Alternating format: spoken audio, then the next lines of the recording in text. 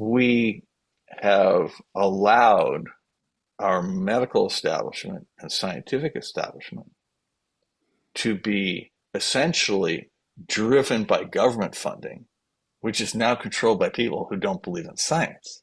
Right. Hmm. That is a problem, right? And Silicon Valley is controlled by people who believe in science fiction. Hmm. And so you sit there and you go, who believes in the real world?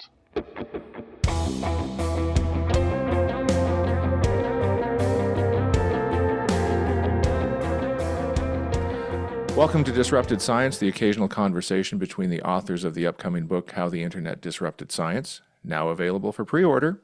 I'm Kent Anderson, here with my co-author Joy Moore, and today is Wednesday, November 19th, 2025. Hey, Joy. Hey, Kent, So how's that it was an going? inter it went fast with Roger, didn't it? It did. So Yeah. We we talked had to him a couple days ago, and so we've had some time to kind of process what he shared with us. Yeah, his mind is powerful and moves fast. And so, if you're listening to this, strap in because Roger tells it like it is. And it's interesting perspective. And we wanted to bring it to this audience. I was fortunate enough to make Roger's acquaintance some years ago. And he's proven to be one of the most generous and responsive people I've ever met. He just, if you ask him, he will, in my experiences, he'll find the time or accommodate you.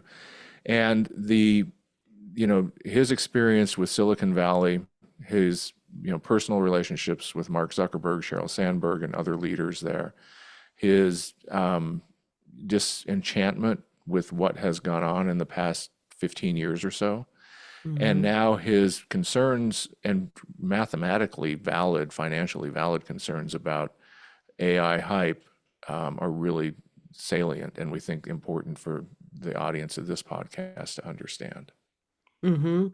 Yeah, one of the things that as we've been watching the hype about AI and the implementation of AI in scientific and academic publishing, whether it's through products or people generating papers and letters to the editor with them, or them becoming, workflow tools.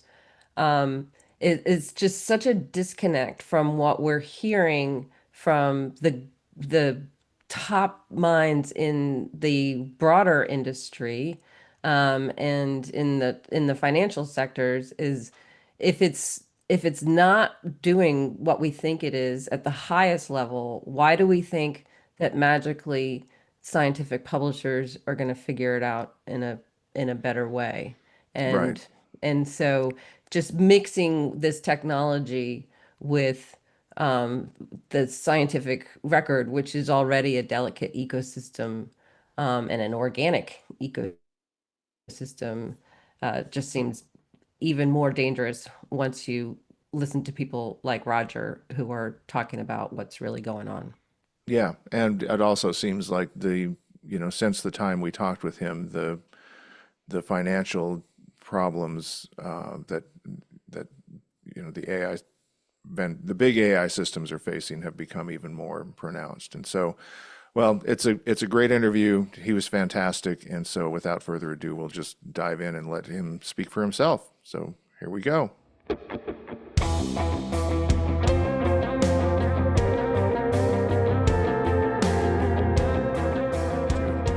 Today, we're talking with Roger McNamee, an entrepreneur, author, musician, and investor with a legacy in Silicon Valley that stretches from his days heading the T. Rowe Price Science and Technology Fund through the social media era and now into the crypto and AI era.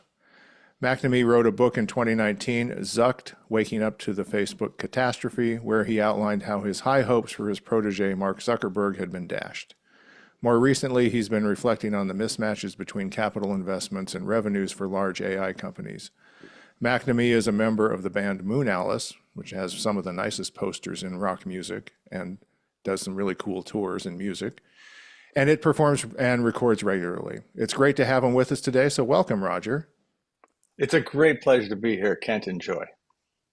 Welcome. So I want to dive straight into some things because I know time is precious for all of us. So you said in 2019 that Silicon Valley was once an idealistic place for engineers who wanted to make the world a better place through technology. How would you describe it today? So, Kent, I think what the problem began in 2010.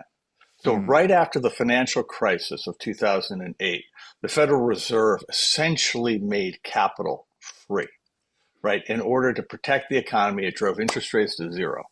And a set of entrepreneurs and investors in Silicon Valley had an insight that they could raise essentially unlimited amounts of money if they could craft a story big enough mm, that they could get people to believe it. And the first time I saw it, and I did not understand it when I first saw it, the first time I saw it was with Uber, because the CEO of Uber comes into our and to make this presentation to raise their Series B. And the explanation is that breaking the law was the key to the business, that they would just ignore all the local laws for taxis and limousines and go forward. And then shortly thereafter, we met with Airbnb, and their pitch was the same thing, but for hotels. mm. And it then the next thing that came up was the Internet of Things, where the basic notion was, I'm going to sell you a product that spies on you. And then came crypto, where we're basically going to take control of the currency out of the hands of government. So it's one of the two core things that a democracy gives to, the people give to the government: control of the legitimate use of force and also currency. We're going to put that in private hands because that will allow us to play all kinds of games that we couldn't do if we were legitimate. Right. And so it goes on and on. But then in 2016, basically what happens, I see these things between 2010 and 2012. I tell my partners, you know what? The culture of Silicon Valley has changed. We're Hmm. no longer about empowerment. We're no longer about productivity. We're about the use of data and capital to exploit human weakness. So Silicon Valley has become predatory, and I don't do predatory. Mm. So I exit the business thinking, okay, this is just a personal choice. I'm just going to go away. And then in 2016, when Brexit happened, I realized that third parties were using Facebook to undermine democracy. Hmm. And at that point, I realized I couldn't just sit still. And so I crafted what was originally going to be an op ed, but in the end was a memo to Mark Zuckerberg and Sheryl Sandberg, two people I'd mentored, Hmm. that said, hey, look, I believe third parties are using Facebook to undermine democracy and undermine civil rights. And I Right. gave them a whole bunch of very specific examples with citations.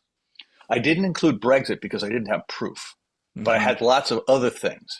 And I said, look, you do not want to have this company develop a reputation as a company that undermines democracy or harms civil rights. That's just, even if you don't believe in democracy, even if you don't believe in civil rights, you don't want to have that as your brand because it's just going to kill you. Hmm. And for 4 months, I tried to persuade Facebook to do the right thing. And Hmm. then it became clear to me, you know what? They're not going to do the right thing. Right. And at that point, I became an activist. And the problem is that you can go out to the world and say, hey, there's a real problem here, that Silicon Valley is essentially cashing in 60 years of goodwill from the years when it was in the business of empowerment and productivity. Hmm. Hmm. And it's basically systematically lying to you about everything. Mm. And it is essentially coming out with the next big thing every 2 or 3 years. Right. And each one of those things is more predatory, more adversarial than the product it replaced. And, the great scholar Chris Gilliard has this great line that, every technology is worse than the one it replaces. And that has been true since 2010. And what's incredible is now we're 15 years later and we still trust Silicon Valley. We still use the new products. And when you get to AI is in a sense the pièce de résistance. It takes everything that's been wrong for the last 15 years Hmm. and amplifies it a thousandfold. I So want that to the talk tech, to you a little bit about that and the go for it. kind of double dealing that's going on. So one of the things that came out last week was Chan Zuckerberg Initiative. right? Which was said that their new focus is on science and AI. And there are a couple of things with that. One, a lot of people and all the media, the coverage that I saw portrayed CZI as a philanthropic endeavor. But it's really an LLC that's controlled completely by Priscilla and Mark. So that's one thing. Then the second is, here's this next story, which is science and AI are going to somehow take things further, right? So how do you reflect on those things as part of Well, your overall thrust here? yeah. So would you mind if I just put the whole thing in context? Because I think it Please. helps to start at the beginning. So the first thing to understand is I've been investing in Silicon Valley since 1982. By the time Wow. I came along, by the time I came along, people had already been making claims about the imminent arrival of AGI for 25 years. Yep. Okay. So roughly every 10 years, there is a new mania Right. around AI. And the promise is give us 10 times more compute and 10 times more data, and we will give you AGI. And Mm-hmm. there are two basic ways of doing it. But the way that large language models work is they aggregate a ton of historic data and then apply statistics to it. So the essential notion is if what you're looking for is the average, right? The mean value for a large data set of stuff that's already happened, it's going to be great.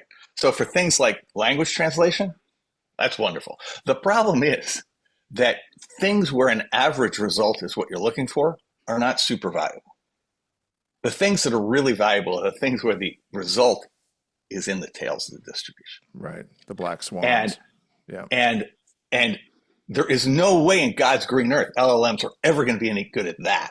You may be able to put some technology on top of it that helps you with that, but LLMs themselves, there's just no way. It's not possible. So the first thing to understand is the underlying premise.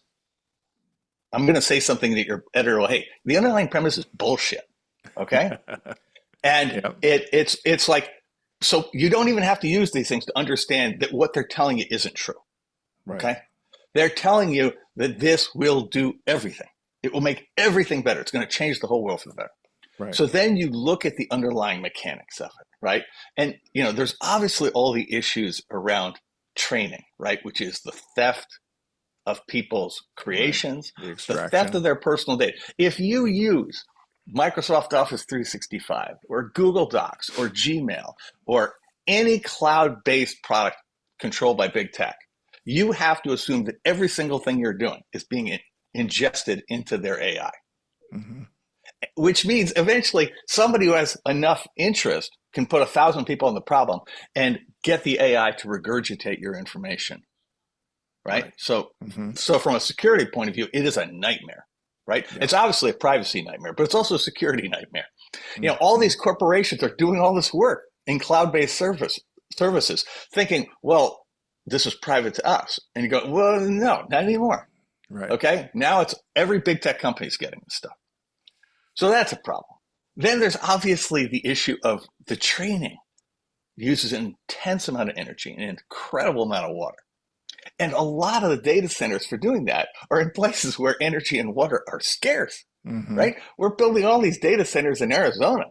Right. I mean, what are we thinking? I mean, I've had long conversations with the governor and the senators in Arizona about, guys, I understand the allure of billions of dollars being invested right now, but what are you going to do to protect your citizens from the fact that the water is going to be used up and the Colorado River is almost dry?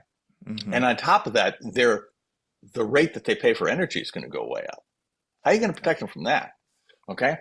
And again, this is assuming you're okay with the theft of all the copyrighted stuff and the theft of all the private Right. stuff, right? Right. Right. Right. Then And all then the you false get into, promises. well, hang on, we haven't even gotten to the false promises yet, right? So then you look at, okay, so this people go, oh, well, AI is driving the economy. The problem is it is circular. The biggest guys, so NVIDIA, Google, Microsoft, Meta, Amazon, Oracle, are basically, their valuations are inflated. They have tons of cash. They take that cash, they then invest it in companies that then immediately turn around and buy their services. Mm-hmm. So they turned their capital into revenue. Now, it used to be that that wasn't legal. Okay. You're not supposed to be able to have these circular things. The Right. problem here is the end demand looks like it's in the low tens of billions of dollars, maybe as high as 40 billion. Right. The industry has invested $1 trillion Mm-hmm. since the middle of 2022. Right. $1 trillion. That's essentially as much as has ever been invested in technology put together Right. to generate 40 billion revenues. Right. But let's just say for laughs, they were generating 400 billion revenues. The math doesn't work. The whole software industry today is $780 billion. That's all it is. And they've Yeah. invested $1 trillion. Right. And keep in mind, it's not enough just to get revenues. You got to make a return on it, Right. right? And So before all the CapEx goes, right? well, before it becomes obsolete. Right. And the big thing that they don't tell you is they say, oh, it's just like the internet. I go, hang on, dude. I was there for the internet. Tim Berners-Lee invented the World Wide Web on the world's most expensive personal computer, a Next. They then did the first generation, the academic portion of the internet, and therefore the World Wide Web, on silicon graphics supercomputers. But those things were so totally uneconomic that when commercialization began, so this is the Yahoo and Inktomi era, they moved to Sun. It was about 10% as expensive as silicon graphics. And with that, they did the early commercialization. So this is the 90s. Mm-hmm. Then Google comes in and looks at this and goes, this is ridiculous. So Google went and made stripped down Intel motherboards that cost basically 1% of what a Sun cost, which is to say a tenth of 1% of what a silicon graphics cost. Right. And the wide scale commercialization took place on that technology. Yeah. Now, here, what are we doing? We spend $1 trillion on supercomputers. I mean, this is certifiably nuts. And again, if the technology actually delivered what it promised, this would be interesting. But what are they actually telling corporations? Right. Right? You listen to any time that Altman is in front of a corporate customer or a government, we're going to give you efficiency. What does efficiency mean? It means we're going to allow you to replace human beings Mm-hmm. with computers. So what kind of human beings are they going to replace? The ones they stole the data from, knowledge workers, Mm-hmm. right? So now, how do knowledge workers fit into the economy? Well, they're like, what, half of the employees in the economy are knowledge workers, something like that? Yeah. And these are people who are paid way above average. They have families, right? The whole 9 yards. Yeah. Yeah. So let's assume that Sam Altman's promises come true. And the corporate customers buy this technology and they start to lay off knowledge workers. How many are they going to lay off? I'm going to guess that each one's going to aim to lay off 20, 30, 40% of their knowledge workers Right. and replace them with AI. So let's say you lay off 20% of knowledge workers nationwide, right? So that's going to be at least 10% of total employment. Right. So unemployment And it's spikes. people who, unemployment spikes, but it's not just that. The Mm-hmm. impact on the economy is way bigger than that because people Mm-hmm. earn at least twice the national average, Right. right? Many of them earn 4, 10 times the national average. Yeah. So you're going to withdraw. So let's say you have a 10% increase in unemployment and a 15% hit to economic output. I'm sorry, who benefits from that? Yeah. In what world is that actually a good outcome? Yeah. And here's the thing. The products don't actually work the way they promise. Right. So the services you're going to get are going to work way less well than the human beings they replace. Yeah. And you will have created massive misery. And by the way, if these guys are really successful, they'll actually unemploy 2/3 of all knowledge workers, Right. right? Which would be, say, a third of our total employees. Right. And my point here is from a government policy point of view, from a political point of view, in what world is that a good idea? In what Yep. world is that a better future? Yep. So I would sit here and go, this is literally Rube Goldberg's idea of a great new technology. It's one Mm-hmm. incredibly stupid idea piled on top of another, and all presented by people who not only know better, but who recognize that the story matters more than the reality. Mm-hmm. Because, I mean, if you sit there and you look at this, the average person in the United States or around the world is very skeptical about AI. Right. Who's not skeptical? Elected officials and policymakers, Mm-hmm. CEOs, Yeah. and the press. Right. And Yeah. guess what? That's all you need to maintain a Yeah. mania. Yeah. And the thing that's wild about it is that no amount of contrary data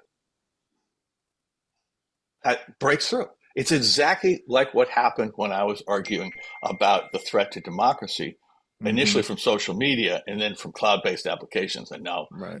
so if you sit there And and look now at here this, we are. Yeah. so you have to ask yourself a very simple question. You asked me about the economic problem. Right. So we've created this massive mania, right? And 34% of the S&P 500 is big tech.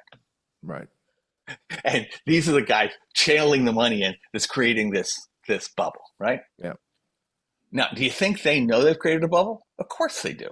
Mm-hmm. But they're not afraid because they saw 2008 and they realize that they have government officials wrapped around their pinky. They have Right. CEOs wrapped around their pinky. Right. Well, they They've portrayed made it as a themselves battle with China, and it's national all, security and all, all all that of which stuff. is Right. all of which is total nonsense. Chinese aren't Mm-hmm. pursuing it this way at all. Right. What are these guys doing? The way to think about this is if you're a government buyer or a corporate buyer of these products, you think you're buying a tool which will increase your productivity. That's not what you're buying at all. You are turning over your business or your government to a puppet master Mm-hmm. because AIs are inscrutable Yeah. and they are controlled by somebody who works for the guy who made the AI. Yeah. So they have the ability at a minimum to influence every decision that every customer makes. Yeah. Thumb on the scale. That's So I want to return hang back on. to the. That's Oh, yeah. that's the best that's the best case. Yeah. The worst case is that they literally control the governments and they control the corporations. I Yeah. think that is the play they're actually making. Yeah. Absolutely. Same way the banks did in 2008. They knew that they would come out of there stronger because after the bubble burst, the Right. government would bail them out and then they would control everything. Yeah. So one of the things you mentioned about how none of this breaks through, there was the $1 trillion seems to be the kind of number that people can't quite wrap their heads around. So I read something great. It was actually in a comic strip, right? A million seconds is under 12 days. A billion seconds is almost 32 years. A trillion seconds would be 32,000 years. So think about that as a way to Yeah. kind of boil down the scale. I mean, there's no way they can pay that money back, but you're right. They're trying to No, backstop it hang on. with government funding and all of that. Yeah.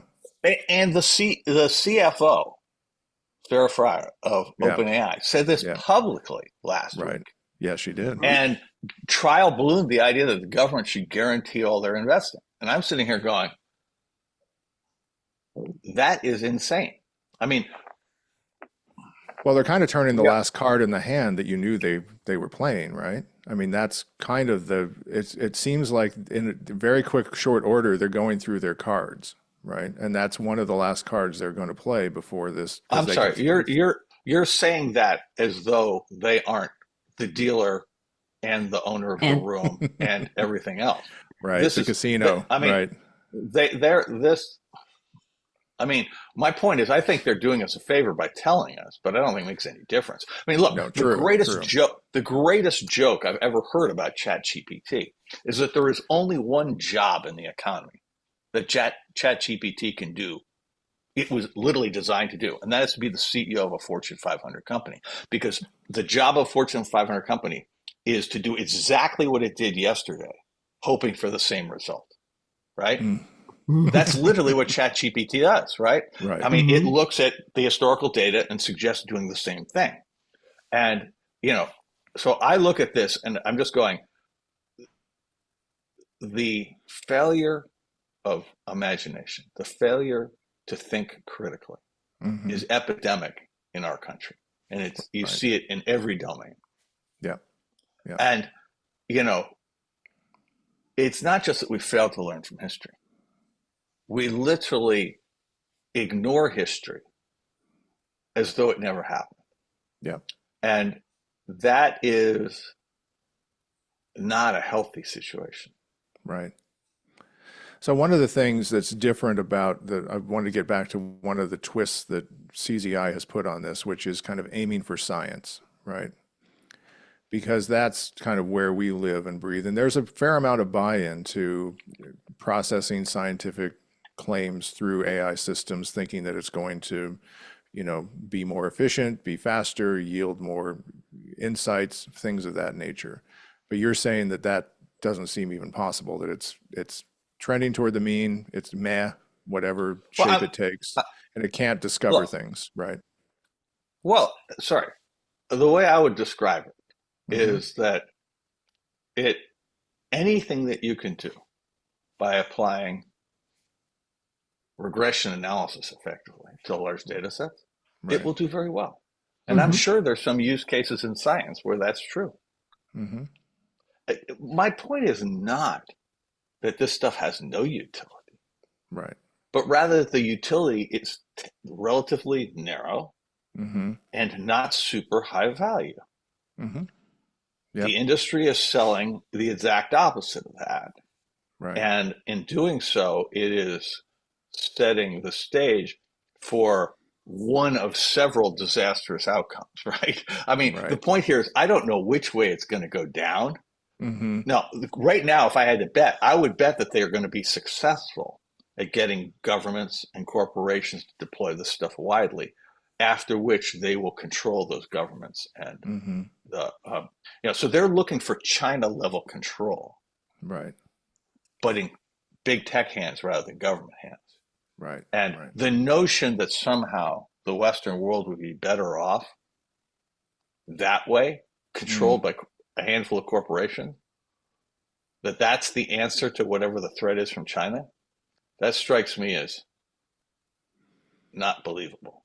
Yeah. Dangerous. Downright dangerous. Yeah. So what's the best case scenario, I guess the given where best we are case right scenario, now? I think the best case scenario would be to have a financial crisis immediately, Mm-hmm. in which somehow the government decides, you know what, the heck with you guys, we'll just let you stew. Right. And when you're talking about a financial crisis as your best case, That's not a good situation to be in. the situation is perilous, Is right? dire. Yeah, absolutely. Yep. All right. And look, I'm not a perfect judge of this stuff. Okay, No. I don't Hmm. have clairvoyance, but I've been around for 43 years in Mm-hmm. Silicon Valley, watching how the industry operates, and I can tell you there was a before Mm-hmm. that was when Silicon Valley was created in 1956 up until roughly 2010. Right. And there's an after, which is a 15-year since. And here's the thing, you guys live in the world of science. Mm-hmm. Silicon Valley talks about innovation. What was the last truly innovative product to come from Silicon Valley? I would argue that it was the iPhone. Yeah. Yeah. It 18 was that years ago. era. Yeah. Kindle, 18, iPhone. 2007 was 18 a years good ago. year. Yeah. Yeah. Okay? So let's think about this for just a minute. Mm-hmm. How many venture-backed startups have there been in the tech industry broadly defined in the US since Mm-hmm. 2010? Right. There have been tens of thousands. How many of them have made a profit? I can only find one, CrowdStrike, of Mm. companies created since 2010, Hmm. which tells me that they're not even trying to create businesses. Hmm. They're trying to create market value. Yeah. Right. To get Okay, acquired. or just to sell in the secondary market, right? The way Right. OpenAI has, Right. Right. right? That the last thing they want to do is go public and have accountability. I mean, look how that's worked out for drawing a blank on their name, the cloud services guy. I mean, Oh, that's been a it did. disaster. Yeah. And, it's, you know, I just, the way I look at this is, you know, through eyes that have seen a lot, but don't pretend to see all. I may well be wrong about this. I don't think I'm wrong about the underlying technology. I'm pretty Hmm. sure I'm not wrong about what's going on in this bubble. I'm certain I'm not wrong about the intent of the people who are playing this game. Yeah. I do not think it is a coincidence that suddenly all the people who are leading the LLM industry have suddenly gone hard right anti-democratic. Right. And showed up at the inauguration. So have you read Well, Adam Becker's book about all of I this? have not. I have not. Oh, I'd recommend it. I think you'd like it. What's it called? More everything for Forever. forever. Hmm.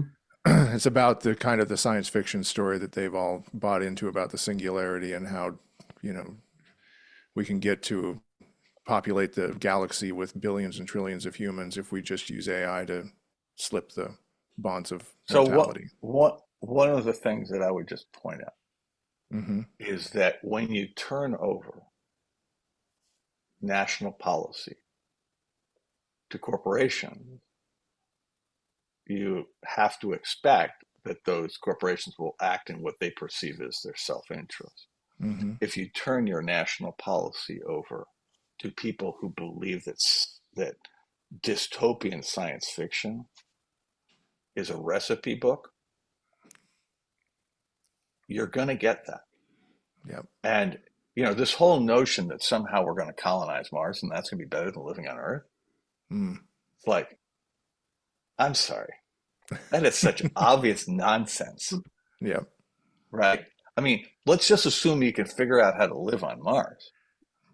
The notion that it's going to be as rich and fulfilling as living on Earth is crazy. And, Yep. sit here, that $1 trillion. So when the Paris Climate Accords happened, the conclusion was that it was going to cost $10 trillion over 10 years globally Hmm. to reverse the problems in climate change. Now, we have in 2.5 years spent $1 trillion. Well, let's call it 3 years. We've spent $1 trillion in the United States. Our share of that 10 was 4 over 10 years. And Hmm. we've just blown the equivalent of 1 trillion of it, claiming we couldn't possibly do that. Right. And I'm going, wait a minute, you've just wasted $1 trillion on this nonsense. Right. Which is actually The ratcheting court, up your expense to undo it too, because of the well, yeah, it's basically making it impossible, right? I right. mean, Yeah. Right. it's, because you're reviving coal-fired plants and Yeah. you're resuscitating, you know, any energy source you can find. And Hmm. now Google's talking about putting power plants and data centers in space. And I'm going, seriously, guys, Yeah. you really need to live in the present for just a few minutes. Right. And we can't afford SNAP benefits, so there's great stuff too. Well, this Yeah. is the point. This is the Right. point, Hmm. right? That the government these guys chose, right? The form of government these guys chose is one that views most people as expendable. And Hmm. I'm sitting there going, that's a choice, right? And the thing is, we voted for this. That's the part that's so disheartening for me. I spent, more than 8 years suggesting that if we did not do something about big tech, we were going to lose democracy. Okay, so Hmm. that's now past tense. We've lost Right. democracy. And, well, I mean, maybe we've gotten a different form of democracy. We got the one we chose, right? Hmm. Which is this one. And I'm sitting there going, okay, I get it, right? People aren't interested in my perspective, and that's fine.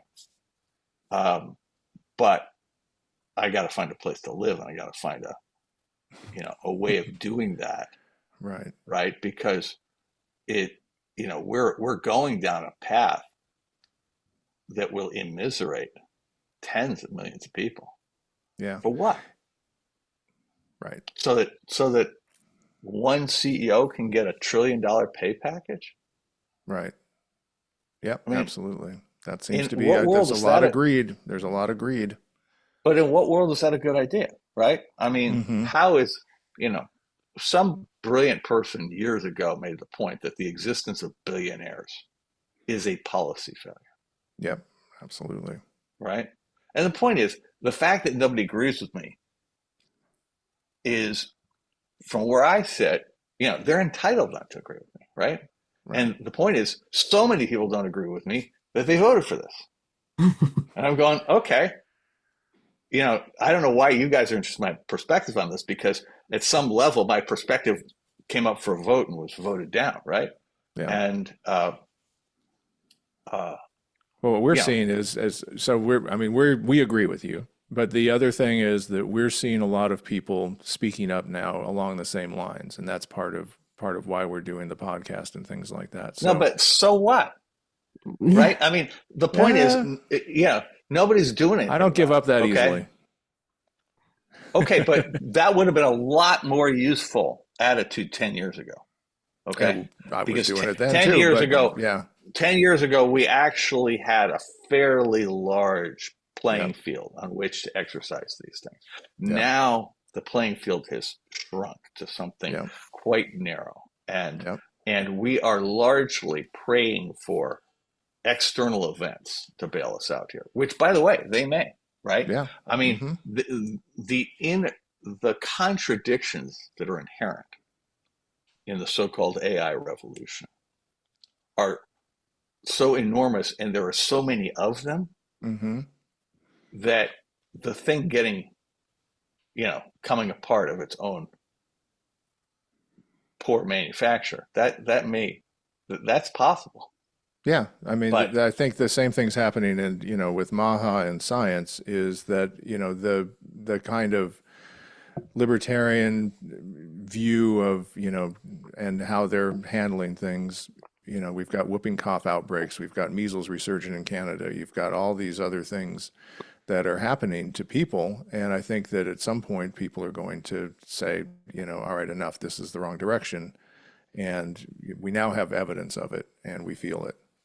So, so you tell me hmm. what's the thing that's going to get people to actually want to act, right? I mean, you know, right now, the United States does not have a functioning opposition party.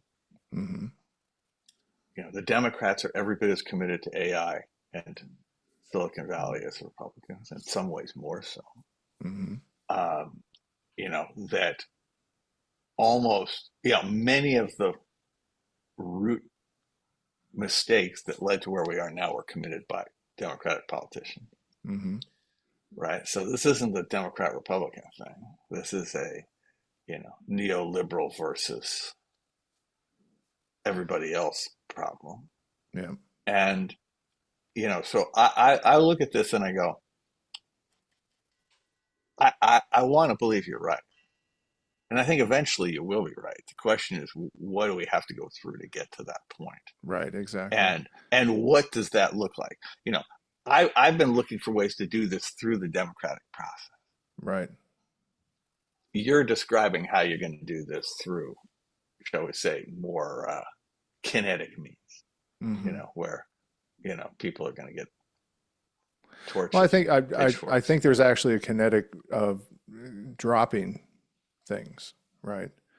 So I've noticed more people turning off AI in their Microsoft, more people asking for refunds from because they don't want Copilot, more people going away from these tools.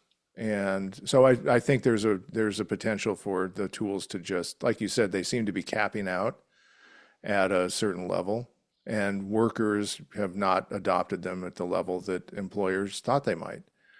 And I think employees are starting to say that's too much trouble. It's too difficult. I talked to a doctor who said, well, he had a mandate that he had to do it, but it takes too much time. So he's just kind of joking through it.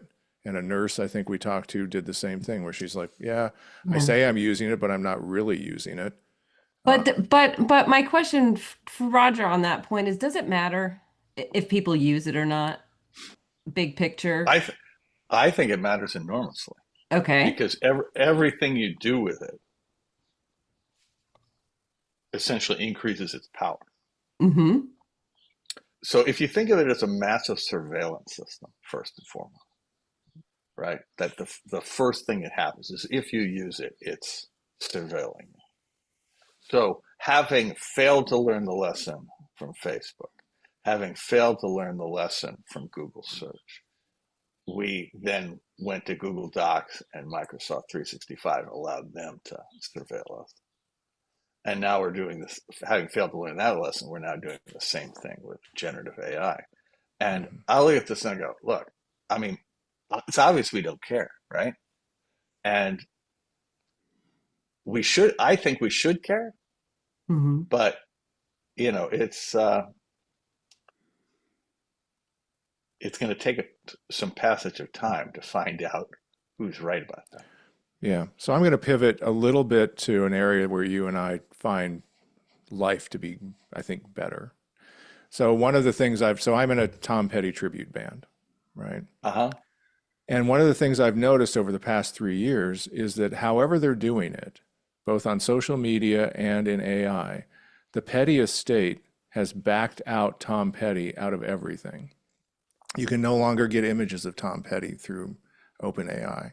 You can no longer use Tom Petty as a tag in Facebook.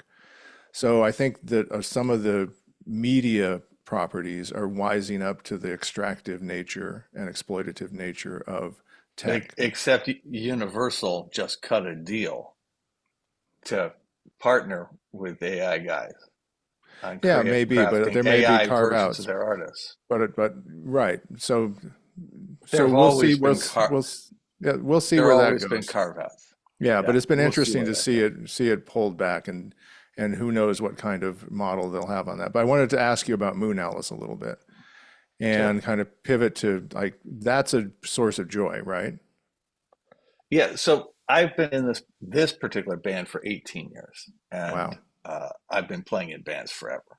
And Right. Moonalice was originally put together by the great producer T-Bone Burnett. Right after he did "Oh Brother, Where Art Thou," he Oh got my. they got the Academy Award for the movie, and he got uh, the uh, Grammy for the album of Hmm. the year. Right. And so he decides he's going to make a series of albums in each genre of Americana music. So if you think about "Oh Brother, Where Art Thou" as being kind of bluegrass, Right. uh, kind of mountain Mm-hmm. kind of music, Yeah. he was going to go and do a New York folk. He got Elvis Costello. He wanted everybody to create new bands to do this. So Oh wow. Elvis Costello's great, and he gets us to do San Francisco psychedelic, and then he decides to get a new Nashville group, and he puts together Alison Krauss and Robert Plant. That's how And that so happened, huh? all three of us are in the studio at the same time. Elvis in the East Coast, and Robert Nelson and Moon Alice are in L.A. at the Village Recorders. They're in one studio and we're in the other. Wow. And recording an album with T-Bone Burnett is really an experience. I mean, Yeah. and I bet. the original version of Moon Alice had G.E. Smith, who'd been the head of the Saturday Night Live Yeah. band, Yeah. right? Big Yeah. Bob Dylan's guy. It had Right. Jack Cassidy from the Jefferson Airplane and Hot Tuna. So, Wow. he's in the Rock and Roll Hall of Fame. Yeah. I had Yeah. Pete Sears, who Yeah. was originally with Rod Stewart for Maggie May and then the Jefferson Starship. So it had all these people who had real cred, just the way the other guys had real cred. Right. And so we make this album, and it's really exciting. We get towards the end, and we're trying to figure out we're going to get a label and all that. And all of a sudden, T-Bone says, "I need to pause you guys for a little bit. I got to work on this thing with Robert Nelson." Mm. So he puts that album out, and of course, it gets the Grammy for Album of the Year. And T-Bone goes on tour with them, and Elvis and Moon Alice are completely forgotten.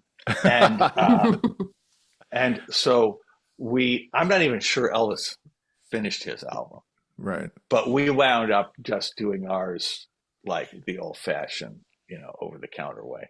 Right. But the band was very serious. And, in the first 10 years, our peak years, we were playing 100 to 125 shows a year. We were touring nationwide. Wow. We had a real audience. It was really fun. Put out a ton of albums. Yeah, yeah. And then right before COVID, summer 2019, we decided to it's getting, GE has moved on to the Roger Waters band. He went straight from us to Roger Waters. Jack went back to Hot Tuna because his wife died, and so the reason he was able to work with us was he couldn't do the Hot Tuna touring schedule, and so Mm, he needed a gig, so he came with us. And we right. added John Molo, was the drummer for Bruce Hornsby and the Range and most of the Grateful Wow. Dead follow-on bands. And so we were down to being a quintet, and we were at this festival and we are yakking with Lester and Dylan Chambers. So Lester was the lead singer in the Chambers Brothers. And these three women, three sisters called the T Sisters, who do tight harmony. And we were asking them, well, what are you guys doing? Well, they were bored. Well, we were bored. And so he said, why don't we just try playing a gig? Put our three bands together and just try playing gigs, see how it goes. And it was a blast. Oh, So we wow. invited them to join us for an East Coast tour that finished at the Locken Festival in Virginia. And it was just magical. So we decided we're going to be the new Moonalice is going to be this 10-person band with five incredible vocalists. We were sort of jam band style stuff Right, before. The vocals were fine, but they weren't special. We were putting right. really special vocals on. And because of Lester, we were getting not only the whole Chambers Brothers catalog, but real cred for both soul and funk music, which is really fun stuff to play. So we Mm-hmm. decided we're going to do that. And for those first 6 months, they play all of our shows. And the crowds got to be huge. Like we were filling up not only every place we were in, we were getting chances to play bigger and bigger places. And our Nice. booking guy's going nuts. So he sets up this huge tour in 2020. We're going to be playing large clubs and small theaters, like basically across the country. He was aiming for 70 shows, Mm, but maybe an average audience of 700 plus, which is economically a viable space. yeah. It was going to start like the uh, 20th of April of 2020. Needless to say, none of it happened. And then Oh, man. two of the T sisters had babies. Lester got sick, and the result was when quarantine broke and we could go back on the road, we were not able to do it. Mm, And so we missed that window. yeah. And so basically, you know, we're we've become a band that mostly records and then plays shows from time to time in the Bay Area. We're playing 30 plus shows, but we're not traveling with 10 people. The economics post COVID Yeah, yeah, for yeah. everybody in the music business are terrible. I mean, if you Right. were a touring band, your costs literally doubled, and what you Yeah. get paid every night at best has held steady. Right. And the math just no longer works. Right. We don't need to make money, but we can't lose a fortune doing it. Right. And so uh, it's still enormously fun. But we have lived, in a sense, the story of club musicians. Yeah. In that people who used to go to shows once a week are going once a month. People who Mm-hmm. went once a month are going 4 times a year. Yeah. People who went 4 times a year going once a year. And when they're doing it, they're going to something that looks like Taylor Swift or Dead and Company or Right. Paul McCartney, and they're spending $500 for the one show. Right. And we can't compete with that. Yeah. And Yeah. Yeah. and so, but it's still enormously fun. It's still enormously therapeutic. And the band has put out a ton of great music since quarantine. I mean, we've recorded a lot of stuff. We've written a lot of stuff. If you're on any streaming service, Moonalice is one word, Moonalice, comes Yeah. from We'll Jackie put Gleason. we'll put links To in the the show notes. Moonalice. Don't worry. Yeah, and it's fun stuff, and Mhm. but it's all love, peace, and happiness, which was a song from the Chambers Brothers. It's really Yeah. kind of like our theme. Yeah. But I got to be honest with you, right now, the songs that I'm writing now are really angry. Mm. Mhm. Yeah. You know, music is a way of releasing frustration too. Yeah. And I've noticed that there are bands that are daring to Yeah. Say it. speak Yeah. truth to power. And Yeah. Yeah. Yeah. Mhm. Yeah. we that used to be us before we added the Chambers and the T Sisters. Right. Moonhouse did a ton of political music, and Yeah. And now you it might was be very back to it. popular with our fans. But when you're doing soul music, that's love songs, and funk was, Fun music. it was fun music, right? And Right. so we just stuck to the love, peace, and happiness thing for the last 6 years, and it's been wonderful. But I'm not sure I feel love, peace, and happiness right now. Yeah, I hear you. Okay, so we want to move on now to discoveries of the week, if we can.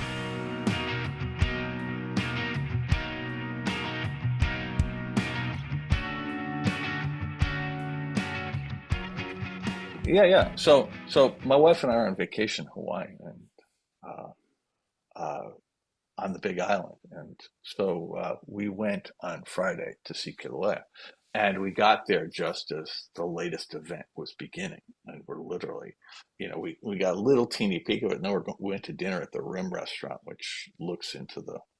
You have to imagine this is the caldera is, I don't know, 2.5 or 3 miles across, so it's huge, Mhm. right? Mm-hmm. And my wife got the USGS real time webcam up, and the thing throws up an alert saying something's about to start, and it's like on the west face. She's thinking, wait a minute, that's right there. So she looks over there, and all of a sudden, a Wow. little blip, and another little blip, and another little blip, and next thing you know, you can see the lava flowing down the hill, Wow. and that's now we should have gone yesterday. Yesterday was like a geyser, Hmm. Mhm. uh, but the thing is, it's you know they don't have that on Mars. Yeah. With a restaurant, needless to say. No, Yeah. exactly. Yeah. It definitely definitely being able to watch from a restaurant, they definitely don't have on Mars. Yeah. And Yeah. Yeah. so it Farm to that for table on me Mars that is terrible, from what I hear. Yeah. yeah.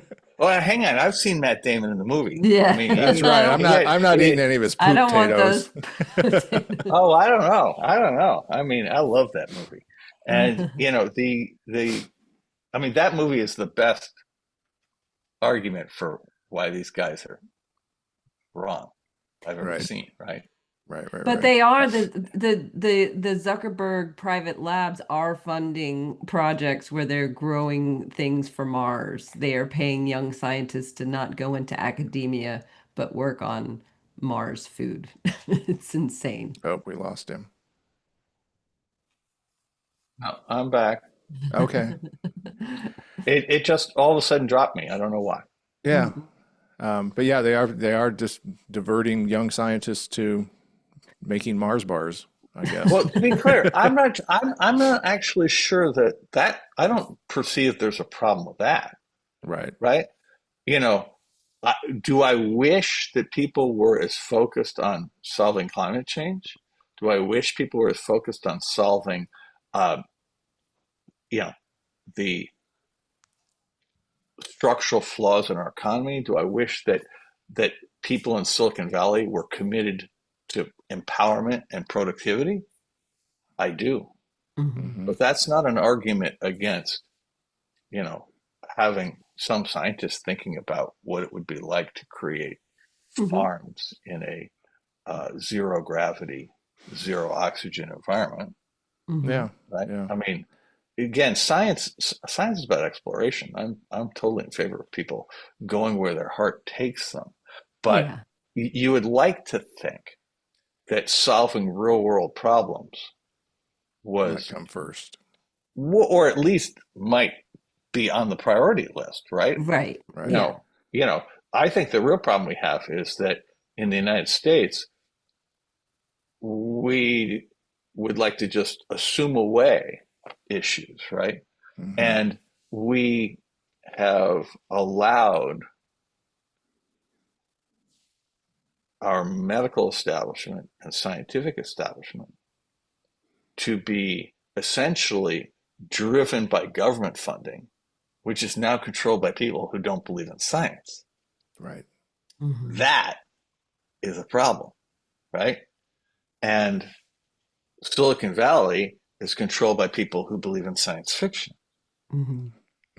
And so you sit there and you go, who believes in the real world? Right. And to what extent does that influence the way we invest? Because The guys who run Silicon Valley, their approach is very straightforward, right? They buy an island and they build a bomb shelter 100 feet underground with fancy digs. They're going to try the Mars thing on Earth, Mm-hmm. right? After they've blown everything up. And I'm sitting there going, you know, you actually have the power to prevent this from happening. So speaking of islands, I'm going to pivot hard back to discoveries of the week and do mine. So since we both have, I think we both have island-based ones. So mine was discovering Beaver Island, the story of Beaver Island, which is an island in Lake Michigan. Have you ever heard of it, Roger? I have not. I had not either. But it was ruled from 1848 to 1856 by King James Strong, a Mormon offshoot cult leader who chased the Irish off the island onto Mackinac Island and conducted piracy on Lake Michigan for years and years and years, abducting young women, killing their male counterparts, marrying them into the Mormons, until finally the Irish came and kicked him off. And as somebody who lived proximal to Mormons for a long time and also married a woman from Ohio, which is proximal to Michigan, this story was fantastic. And I shared it with my son, and who's a big Wikipedia fan, and he couldn't believe he had never seen that before. So piracy on Lake Michigan was my discovery of the week. Mormon King James piracy. So a nice bit of history to remember, right? All right, Joy, your turn. So my discovery of the week is I was on the beach on the Chesapeake Bay the other day and I discovered a loggerhead turtle that was stunned and it was just bobbing along the shore. And another woman was walking by and we called the park service and they asked us to bring it up onto the beach and get it into safety. And it was about 2.5, 3 feet in diameter. It was a beautiful creature, and I'd never seen one literally that close. And they had us get it to safety, and they were going to come and check it out and take it to a rescue. But they were able to diagnose over the phone that it wasn't dead. It was stunned, and it was a prime candidate for rehabilitation. So that was super cool. Yeah, well, your halo shines bright. But you know, to me, the thing that is the common thread here is we're all in settings that are not our normal setting. Mhm. Mm-hmm. Yep, And it's really important to get out of your normal setting if you're going to discover stuff. Yeah. And absolutely. I think in many ways, one of the things that ails the country is that we refuse to um, open our horizons. Agree. Agree, agree. Well, thank you for taking the time with us today, Roger. We really It, appreciate it. well, I appreciate your listening. And, you know, what I would say to the audience is listen, just consider the possibilities. And, you know, I think we're in a very awkward time. We're in a very awkward place. And I don't know that any of us has the power to solve this problem on our own. In fact, I'm pretty sure we don't. But I do think we have the power to live our lives according to whatever values we Mhm. have chosen. And that's the really important thing. You know, for me in 2010, I realized that Silicon Valley's culture had changed in ways that I could not support. And, you know, it took between 2010 and 2012 to really be sure that it wasn't just an isolated couple of cases. Um, and, you know, I decided to live my life that way. And the point is that there are lots of people who look at me and go, what an idiot, right? He could have been really rich. And I go, yeah, probably could have been. But you know what? I'm happier this way. And I think each of us benefits from taking a few moments to decide what are the things we really care about? You Mm-hmm. know, what are the values we want to live by? Are they our own values or are they somebody else's? And if they're somebody else's, why? That's a great way to close. Thank you again, Roger. My pleasure. All Take right. care. Thanks so Thanks for having much. me on. Good luck. Yeah. All right. Well, that was that was amazing. And thanks again to Roger for making the time for us. I know he's on vacation, but he found the time and slotted us in and gave us those insights. And that was a fantastic interview. So It was excellent. I mean, I've seen him on MSNBC and, CNN and other places, and the fact that he, donated that much of his time to explain these big concepts to folks like us, we're really grateful. yeah, absolutely. All right. Well, thanks for tuning in. Thanks to our friends at Provoke the Truth for the music. And as always, let us know what you think. We're at disruptedscience@gmail.com, and we will see you next week. Bye.